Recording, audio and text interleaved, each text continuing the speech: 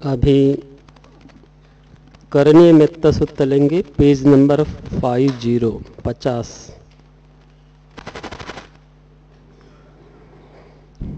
Page number 50।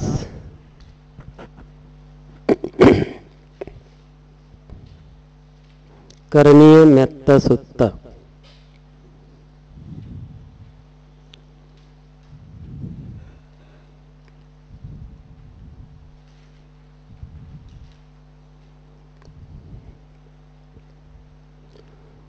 तो ये श्रावस्ती की बात है। भगवान ने 500 भिक्षुओं को आनापान और विपश्यना का कर्मस्थान दिया और भिक्षुओं को कहा कि जाओ 3 महीने के लिए वर्षावास करने के लिए। तो वे 500 के 500 भिक्षु अरण्य में चले गए। अरण्य में चले गए, वहां जाने के पश्चात एक एक भिक्षु एक एक पेड़ के नीचे ध्यान करने वाला था। तो वहां वृक्षवासी देवता जो थे उन्होंने सोचा कि ये भिक्षु लोग आए हैं, ये पेड़ के नीचे बैठ के ध्यान करेंगे और हम लोग पेड़ के ऊपर रहेंगे, ये अच्छी बात नहीं। क्योंकि देवता छोटा होता है, भिक्षु बड़ा होता है, तो वे नीचे रहेंगे, हम लोग ऊपर रहेंगे। तो वे बाल बच्चों सहित भूमि पर रहने के लिए आ गए। और वो देवताओं ने सोचा कि ये भिक्षुगण आए हैं, 1-2 दिन रहेंगे चले जाएंगे। तो लेकिन भिक्षु लोग तो 3 महीने के लिए आए थे। तो उसके कारण क्या हुआ, देवता लोगों को बड़ी कठिनाइयां महसूस होने लगी, क्योंकि उनको पेड़ों पर रहने की आदत थी, वो भूमि पर आ गए।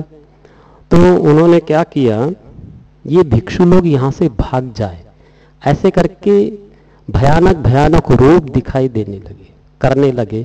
उससे भिक्षु लोग डर गए और वे वापस श्रावस्ती आ गए। भगवान ने पूछा, भिक्षु तुम लोग वापस क्यों आए? तो उन्होंने उत्तर दिया, बनते हम लोग वहां गए उस जंगल में, तो भयानक भयानक रूप दिखाई दिए और हम लोग सब डर गए, इसलिए हम वापस आ गए। भगवान ने अपनी दिव्य दृष्टि डाली सारे जम्बू द्वीप पर, यानी सारे भारत देश में, कि इन लोगों, ये लोग का कहाँ स्थान है उचित कि जहां आहरण हो सकते। तो उन्होंने देखा कि इस पूरे जम्बू द्वीप में कोई स्थान ही नहीं है इनको आहरण बनने लायक, सिवाय उस जंगल के अतिरिक्त। तो भगवान ने कहा वापस जाओ तुम लोग जंगल, उसी स्थान में, क्योंकि वो उसी जंगल में आहरण हो सकते थे। तब भगवान ने कहा जाने से पूर्व ये करणीय मेत्ता सूत्र का पाठ करना। और फिर गए सारे के भिक्षु ये करणीय मेत्ता सूत्र का पाठ किए। सारे देवताओं ने प्रसन्नता पूर्वक भिक्षुओं का स्वागत किया, 3 महीना रहे और वे वहां आहरण हुए। तो इस करणीय मेत्ता सूत्र को बोलेंगे। यस्सानु भावतो यक्खा नेव दस्यन्ति भीषणं यं हि चैवानुयुज्यन्तो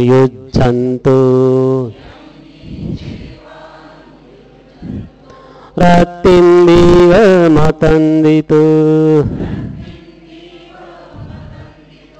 सुखं सुपति सुतो च पापं किंचिन पश्यति एवमादि गुणोपेतं परितं तं भणामहे। जिसके प्रभाव से यक्ष अपना भीषण भय रूप नहीं दिखा सकते, जिसके दिन रात के बिना थके अभ्यास करने से सोया हुआ सुख की नींद सोता है, तथा सोया हुआ व्यक्ति कोई पाप नहीं देखता, इत्यादि इस प्रकार के गुणों से युक्त उस परित्राण को कह रहे हैं। करणीयमथ कुशलेन यन्तं संतं पदं अभिसमेच्च सक्को उजुच सुजुच सुवचो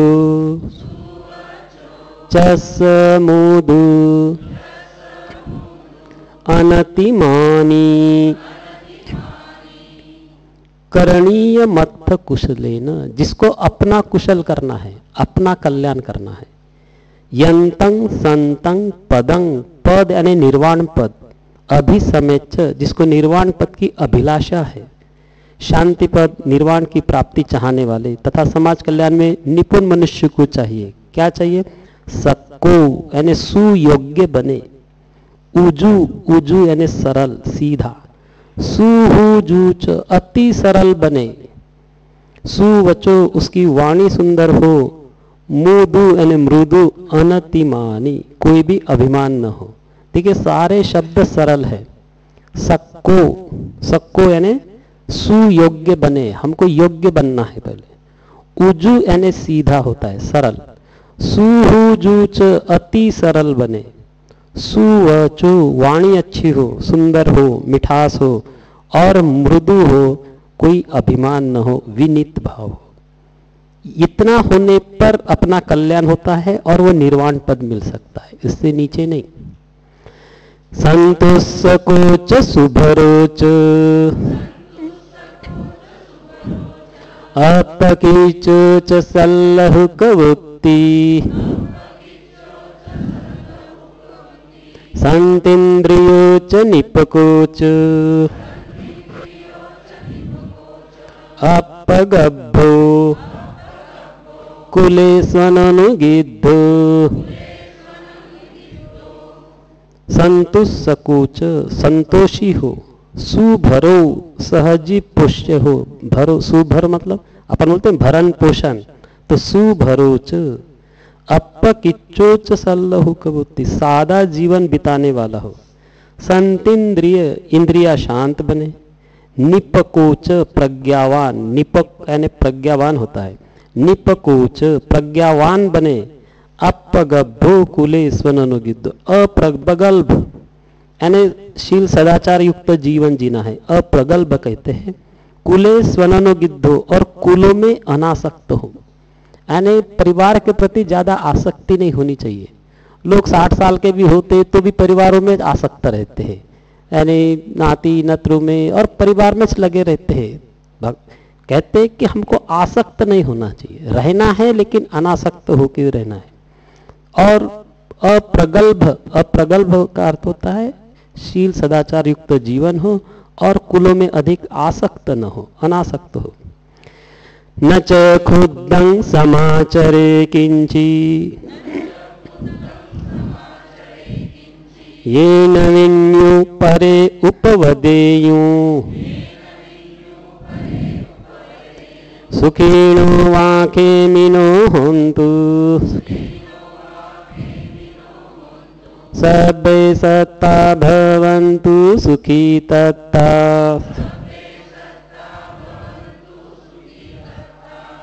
ऐसे कोई छोटे से भी छोटा कार्य न करे जिसके लिए दूसरे विज्ञ, विज्ञ मतलब ज्ञानी लोग उसे दोष दे, और इस प्रकार की मैत्री भावना करे। सब प्राणी सुखी हो, क्षेमी हो और सुखी हो। अब ये इसका अर्थ है सब्बे सत्ता भवन्तु सुखी तत्ता, सारे सत्व, सत्व यानी प्राणी सुखी हो, ये इसका अर्थ है।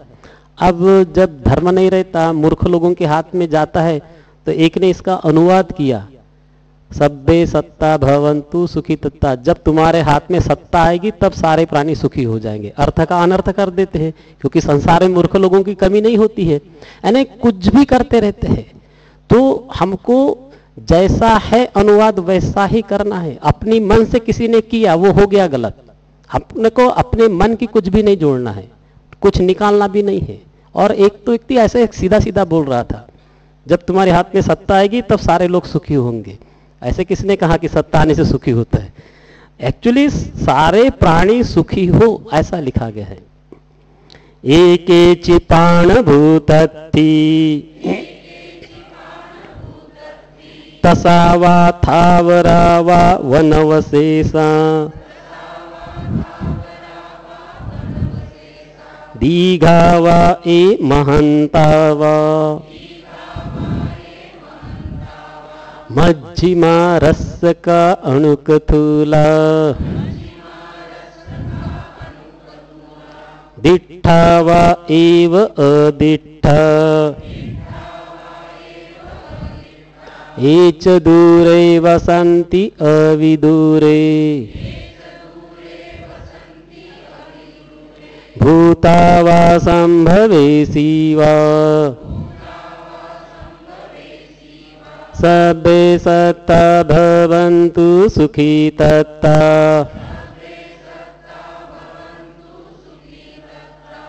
एकेची प्राणभूतति।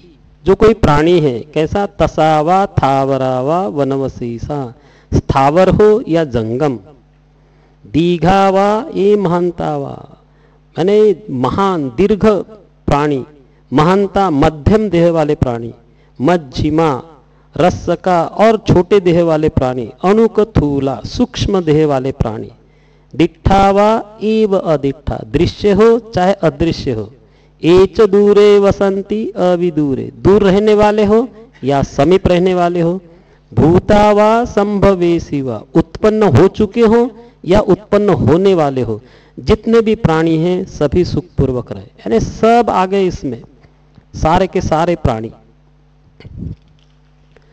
न परो परं निकुब्बेत, नातिमय्येत कथच न कंची, व्यारोसना पटिगसंया,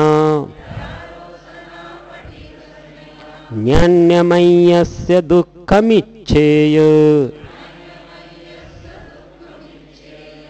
एक दूसरे की वंचना न करे, कभी किसी का अपमान न करे, वैमनस्य या विरोध से एक दूसरे की दुख की इच्छा न करे।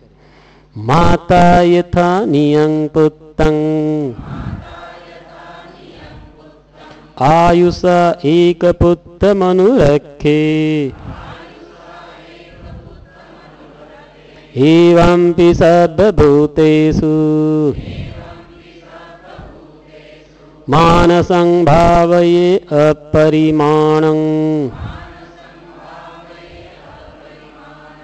माता जिस प्रकार जान की परवाह न कर अपने इकलौते पुत्र की रक्षा करती है, उसी प्रकार भी प्राणी मात्र के प्रति असीम प्रेम भाव बढ़ाए।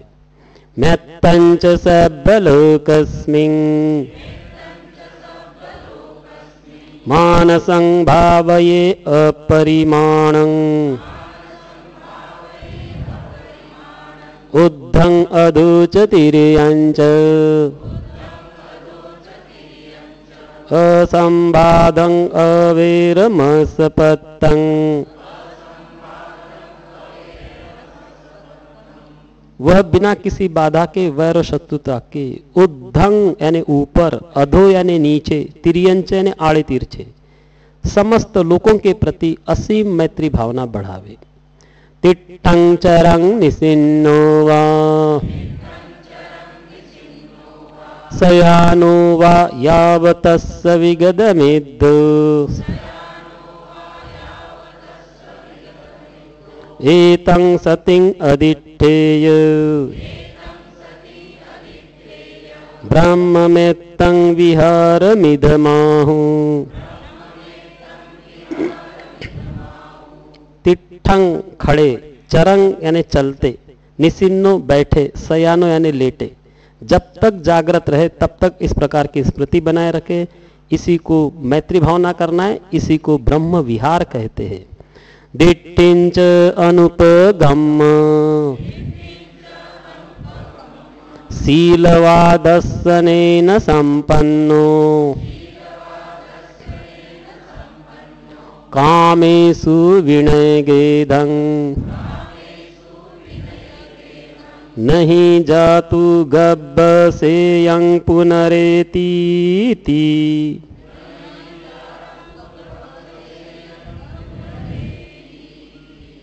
ऐसा मैत्री ब्रह्म विहार करने वाला साधक किसी मिथ्या दृष्टि में नहीं पड़ता, शीलवान हो, विशुद्ध दर्शन से युक्त, काम तृष्णा का नाश कर पुनर्जन्म से नितांत मुक्त हो जाता है।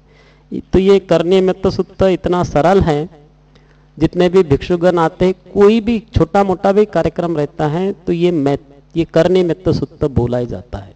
यानी किसी भी हम घर में भी इसका प्रयोग कर सकते। तो जो यक्ष लोग होते हैं या अन्य चंड स्वभाव वाले होते वो परेशान नहीं करते।